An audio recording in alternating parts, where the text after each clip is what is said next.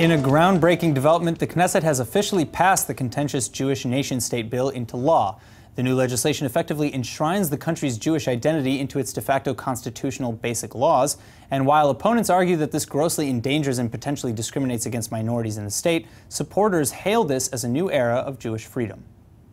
בדמוקרטיה הישראלית נמשיך להבטיח את זכויות הפרט והקבוצה.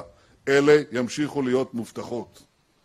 אבל זכויות יש גם לרוב, והרוב מכריע.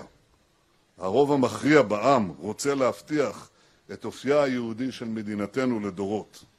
The bill was passed in the late hours of the night following hours of very intense debate.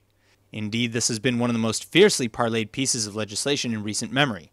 It was voted into law with a 62 to 55 majority, and the new law of the land formally declares the Hebrew calendar as the official timetable of the country and recognizes Jerusalem as the country's capital. But in a controversial move, the text revokes Arabic as one of the official languages of the country. Arabic is the first language of over 1/5 of the population of Israel. Additionally, another clause that seemingly endorses the idea of Jewish-only communities has been the focal point of fierce discussion. Proponents say that this merely grants religious freedom to Jews, but critics abroad and in the state of Israel have slammed the entire notion as dangerously discriminatory, especially towards minorities and non-Jewish citizens of the state. That's why leading Jewish groups in the United States have uniformly condemned the new Jewish state law altogether. According to them, quote, "The damage that will be done by this new nation-state law to the legitimacy of the Zionist vision and to the values of the State of Israel as a democratic and Jewish nation is enormous," end quote.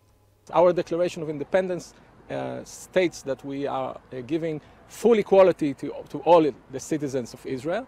And this basic law is clearly not given the same level of equality and is actually designed to supersede the laws that we already had that the Supreme Court interpreted as including equality. This is very problematic. I think it would minimize the rights for minorities in Israel. Minorities in Israel might feel alienated, and probably rightly so, because the law is making Israel more Jewish, less democratic.